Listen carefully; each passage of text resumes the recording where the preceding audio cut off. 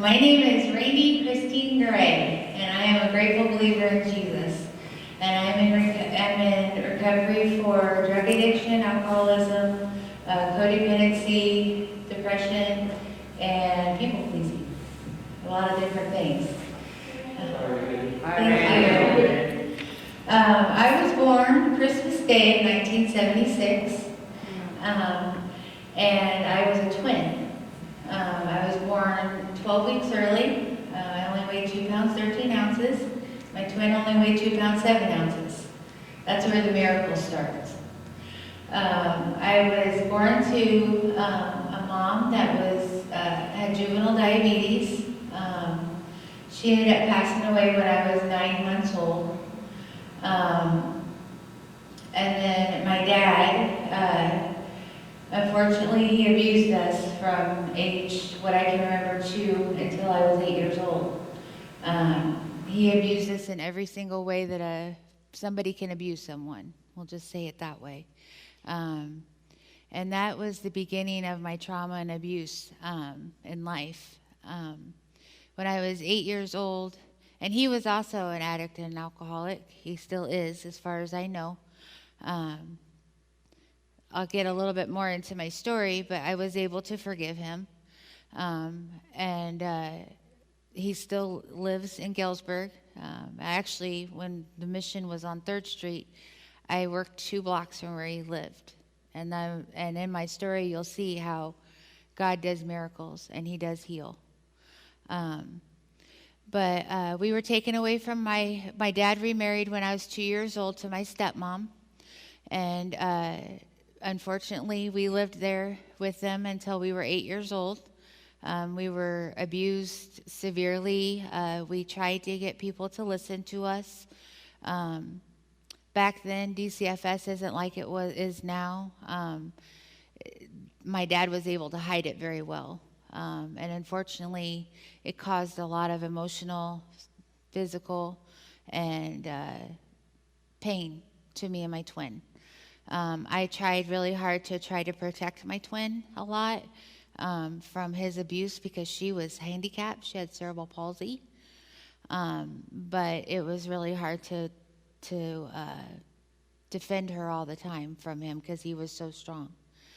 When I was 8 years old, I had an awesome set of grandparents. They were actually my real mom's parents. We did not know until we were 8 years old that our stepmom was actually our stepmom. We were told by our dad that our stepmom was our mom. We didn't know that she died when we were 9 months old until we went to live with our grandparents. So we had a lot of abandonment and trust because we were lied to most of our childhood. But at 8 years old, we went to go live with our grandparents. And life was better. I mean, my grandma and grandpa did an awesome job raising us. They loved us to the best of their ability. It was the first time I actually seen what real love was like, that it wasn't painful, that people who love me don't hurt me on purpose, those kind of things. And but I developed my first addiction when I was young. And that was to food. So I do also have a food addiction. I used it to cope with the abuse. They started us off in counseling when we were 8 years old. I went until I was 18 years old, but I never could really be honest, and I was too afraid to tell of everything that happened to us. I would see my sister being harmed. I would see my mom being harmed. Our stepmom, she couldn't protect us because he was abusive to her too. So there really wasn't anyone to save us. You know, we would tell her, but she was too afraid to get help for us. So let's see. So when I was 14, my grandma and grandpa had been raising us, and my grandma got sick. And I came home from school one day and found her dead. It was very traumatic.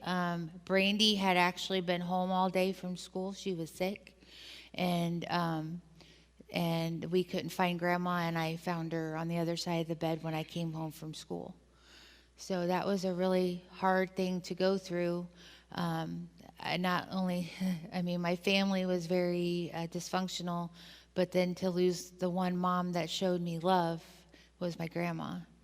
And then I had to, I mean, I grew up fast because I was being abused, but I grew up even faster because my grandma died, and all there was me and Brandy and my grandpa.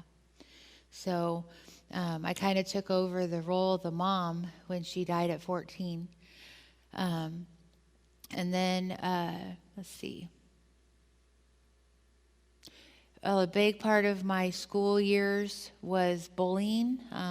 Because of my food addiction, I was way overweight for a child. By the time I graduated high school, I weighed 300 pounds. I was bullied a lot and made fun of because kids would find out that I was abused, and especially sexually, they'd make fun of me.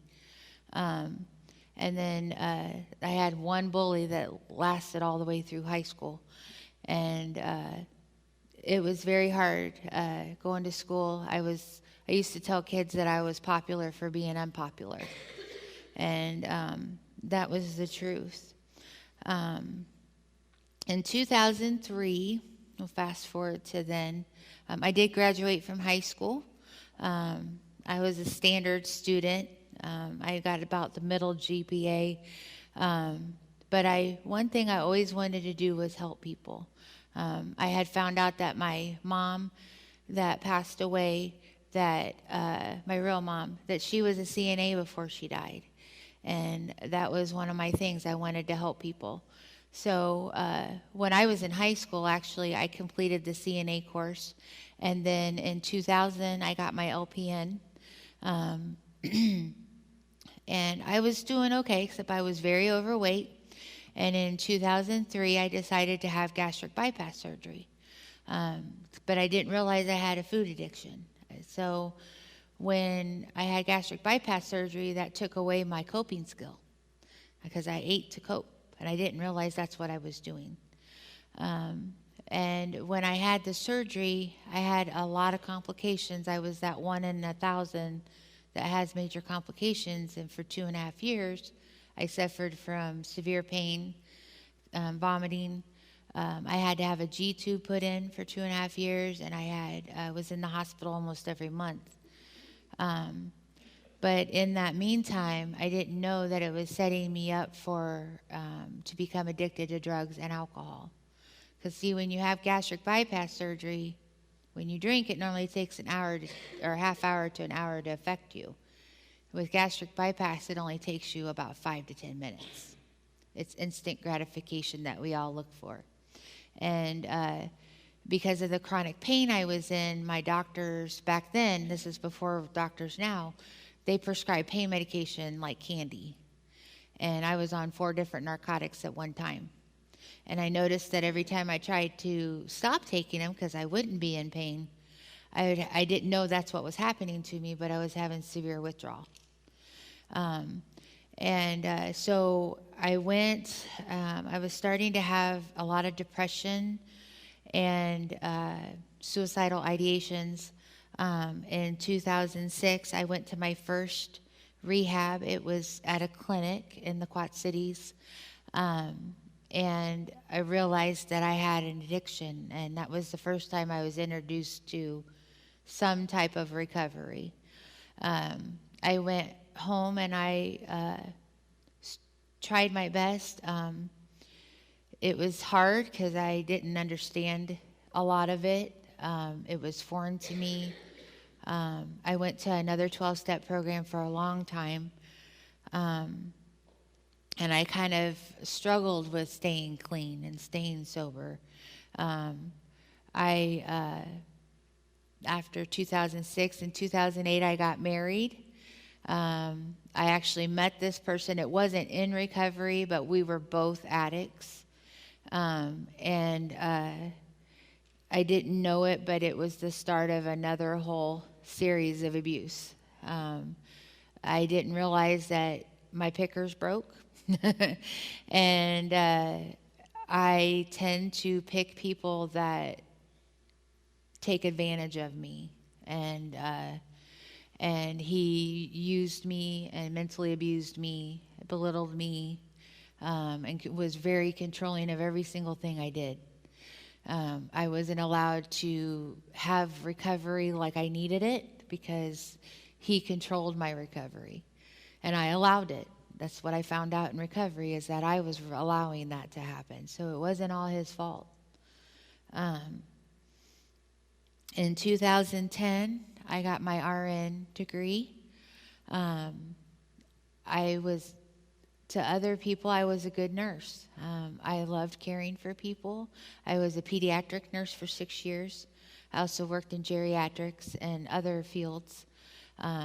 And home health. I used to take kids that were trach to school. That was my love. I loved doing it. But unfortunately, when I got my RN, something happened.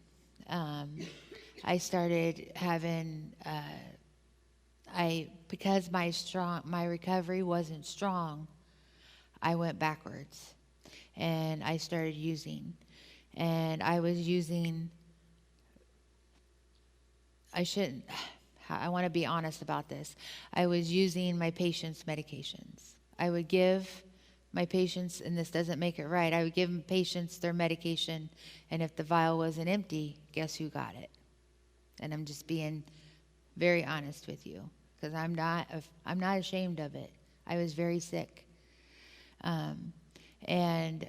So I started getting in trouble with the nursing board in 2013. And they put me on probation. Actually, they took my nursing, how do you call that? It wasn't revoked. I was suspended. I was suspended for 3 years, and then I was put on probation. But while I was on probation, I drank at one of my clients' homes and was suspended again.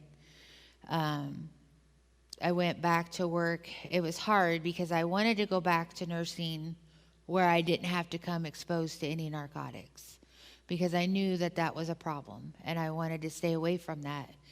But unfortunately, most places will not take you unless you've been in a nursing home setting or that kind of setting for a certain amount of time before you can get into like a doctor's office, because that's what I really wanted, was where that stuff wouldn't be around me 24/7. But unfortunately, that didn't happen, and I went and had to work at a nursing home, and guess what happened? It still happened. And I had to go in front of the nursing board again, and I asked them to take my nursing license because it wasn't working for me. That was one of the hardest things I ever had to do, because I was a CNA at 17, and all I knew was the medical field. I had never worked anywhere else except the medical field. And it felt like somebody ripped my heart out. It really did. I loved caring for my patients. I just made really bad choices on how to do that. In 2015, my twin passed away. She had problems with sepsis for 2.5 years, and she passed away, and I was at her bedside. I was sober through that, and it was a good but horrible thing to go through. I felt like somebody ripped half of me away, and I didn't know how I was going to go on without her. Then in 2019, I could see the trauma. My husband would say things like, "You're never going to get over this abuse. You're never going to get better. You're always going to do the same thing." And I believed it, to the point where I didn't believe that I'd ever get better. I didn't think God could help me that way. So after my divorce in 2019, I was asked to go to Celebrate Recovery in Alpha. And I would go here and there. It wasn't regular, but I noticed that when I went, I felt like I was at home, like I was accepted the way I was. I never had felt accepted in my life except for my grandma and grandpa. The kids at school didn't like me. My own dad didn't love me. You know, and for once I felt like, I don't know, it just felt like family, even though I didn't even know them.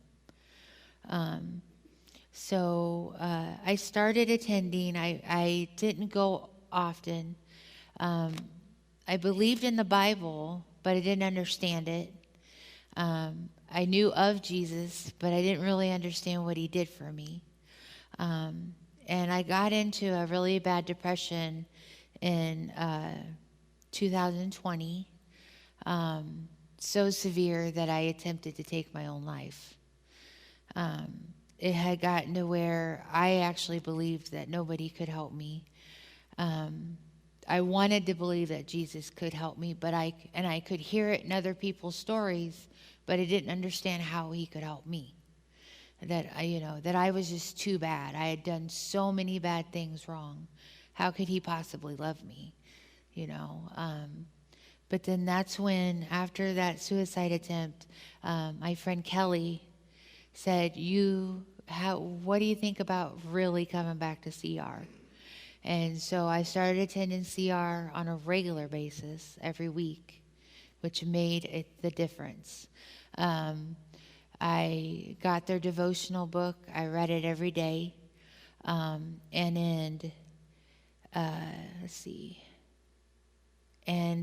before I started their 12-step study, I was baptized at the church, and I rededicated my life to Jesus. Though I didn't really know what I was doing, but I wanted to believe in my whole heart. And I knew in my whole heart, if this world couldn't help me, only Jesus could help me. And so I rededicated my life to Jesus. And that before I started the step study is when I learned who I was in Jesus and identified by him, not by the things this world says I am. That's what the world says I am. But what's important is what Jesus says I am. I am his child. I am his beloved. I am the princess of the King of Kings. I am worthy, and I can trust him. He isn't going to hurt me. And those were important to me because I didn't feel those things. And then I learned what it truly meant, what Jesus did on that cross. And that was that he died so I could be forgiven for all those bad things that I did. And if I repented and told him what I did and that I was truly sorry, that he forgave me right there. I didn't have to work for the forgiveness. I didn't have to deserve it. I just had to believe it. And that's where my healing started. And it wasn't poof, it happened. It was step by step. And how it started was the 12 steps of CR. And that's one of the verses I really love is Romans 5:8. But God shows us his love for us in that while we were sinners, Christ died for us. And he died for me, and he died for each one of you. And I will be loyal to that to the day I die. And because no one else ever did that for me. He did that for me because he loved me.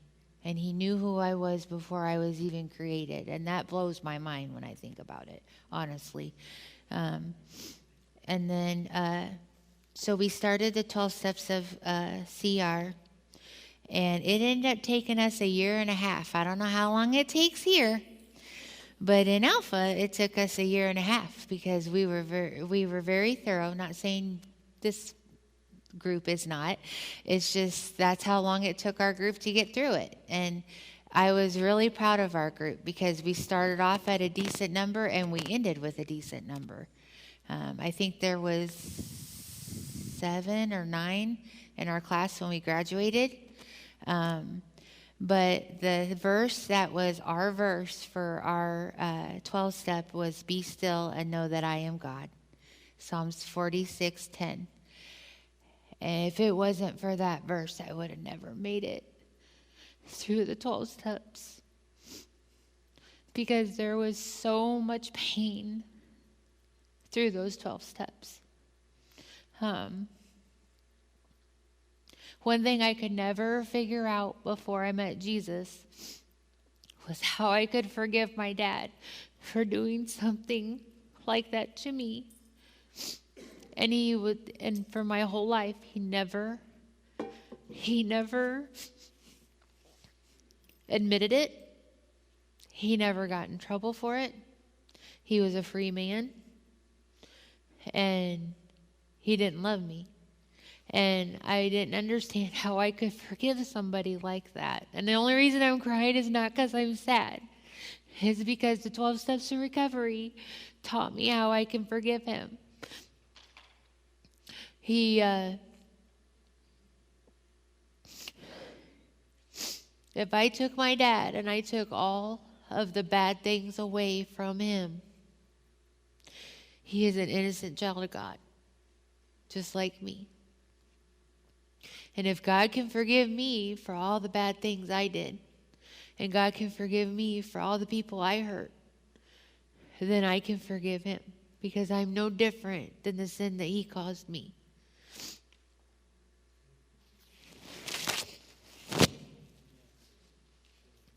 So, with that, with God, all things are possible, which is Matthew 19:26. So, in July of 2000, now I'm in the recovery part. Yay! So, in July of 2021, I graduated from the 12 Steps of CR. And I found out that I'm chosen. Put on then as God's chosen. It's hard when you can't see because you only have one eye. Okay. Holy and beloved, compassionate hearts, kindness, humility, meekness, and patience. Who is that? That's God. And that's what he wants us to be. And that's what I work for every day. No, I'm not perfect at all. Like Les said, he's never seen me mad. But unfortunately, that row third from the back over there has seen me mad. And probably my friend over here has seen me mad. And I don't know if Claudia's ever seen me mad, but I can get mad. But it takes a tremendous amount for me to get mad. So, don't do it. And I prayed. So when I completed the 12 steps of recovery, that 12th step is where you help others. And you kind of, you read your Bible. I meditate, prayer. I do not know them by heart. I am horrible. I cannot memorize the steps by heart. But what your daily life should consist of being in recovery. And one of those is finding your purpose in your life for what God has brought you originally here for. And so I prayed for a whole year. I worked 3 jobs. I worked at Perkins, I worked at Hy-Vee, and I did Instacart. In that year, I had a heart attack, I got Graves' disease, and I just kept praying. And I kept praying, and I kept praying, and I kept crying, and I kept praying, and I kept crying, and I kept praying. And I'm like, God, I know you have a purpose, but I have no clue what it was. So one thing God did do for me, I want to add in there, is my stepmom. I was able to have a relationship. Her and my dad divorced when I was in my 20s. And about 3 years before she died, she asked me to come back to her. And I got to have my relationship with an actual mom again. And she truly loved me. And in May of 2022, she passed away. 2 weeks after she passed away, because I got to see what a miracle was and a healing was from that relationship. I'm the same girl that introduced me to CR said, hey, they're needing a women's supervisor at the Galesburg Rescue Mission. I'm like, what? And they're like, they need a women's supervisor at the Galesburg Rescue Mission. I'm like, I was scared to death. I'd never been to the rescue mission. I'd heard of the rescue mission, but I hadn't heard much of anything about it. So I went and applied. I'm like, okay, I'll step out there and be uncomfortable. Walked in there. Guess what? When I walked in the mission, I felt like I was home. There were other people there just like me that used to be broken, that used to hurt, that had addictions, that had done some bad things wrong, made bad choices in their life, and they were trying their best to get better. And so I accepted the position. It was 2 weeks after my mom passed away in May. And I started as a supervisor. It was challenging because I didn't have a very big backbone. And I didn't know how to handle people that get angry at me. So there was still more growth. And but I learned that if I could show God's love with the love that he showed me, that maybe I could help these girls. And so I was a supervisor for about, June, July, August, September. And in August, they had to let the director of the women's shelter go, and they asked me to take over. And I was so scared. I'd never been a director before. I'd never been head of anything before, and I didn't really know what I was doing. But I'm like, if this is what God wants me to do, then I guess he'll figure it out for me and he'll show me. So I started in August of last year, and I've been the director since. And I absolutely love my job. I wouldn't want to do anything else. It's my home away from home. When I'm not at home and I'm not at CR and I'm not at my recovery groups, I'm at the mission. I'm taking care of my girls and helping them and trying to show them God's love and let them know that they are important and they are worthy, and all these things I had to learn.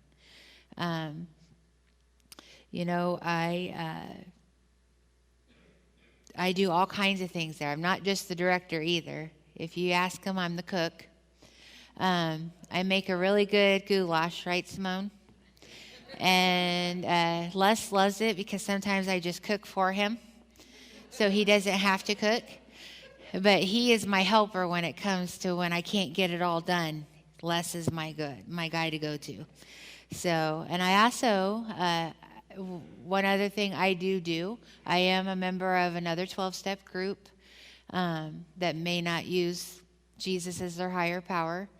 But I go because maybe some of those members might see Jesus in me. It's not saying I believe their God. I'm just trying to show them what Jesus can do too, and love them because they need love too. And they're all children of God. Whether or not they believe it or not, they are. And so I do activity chair for that group, and I love it. I love being part of. You know what? I'm not alone anymore. I have a lot of family.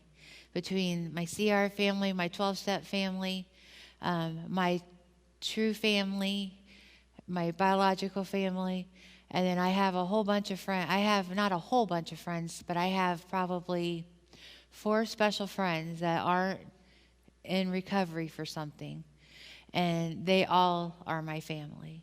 Right now I'm caring for my best friend since 16. She has breast cancer, and I'm caring for... I'll get there. I'm getting there. Right now I'm caring for her because she had breast cancer surgery and she didn't heal well. And she's having a hard time, and she also has another type of cancer. And so she couldn't make it here tonight. She wanted to be here, but I love Leslie, and she will always be my friend till the day I die. And then I'm caring for my roommate, best friend, and coworker. She lives with me and she has health issues, and that's one reason we're roommates, is because we both have health issues and we don't want to live alone. And then I have a little 4-legged fur baby named Zoe, and she is the mission's mascot. And I can take her to work every day if I want to when she's well, but she's been sick since June. So I've been taking care of 3 sick people and trying to take care of myself and being a director of the rescue mission at the women's shelter. And it's been a struggle. And I've had another heart issue since, being in recovery. And they're trying to figure out what's causing it. They still don't know. I deal with diabetes every day and my blood sugar is dropping low. But I don't use no matter what. I don't drink no matter what.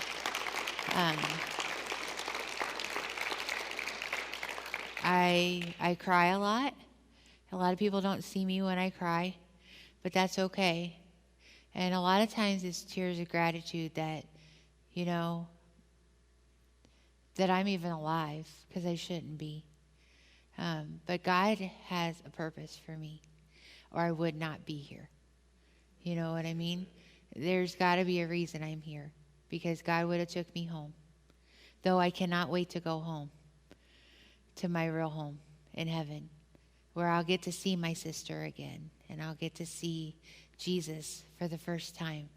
And I cannot wait.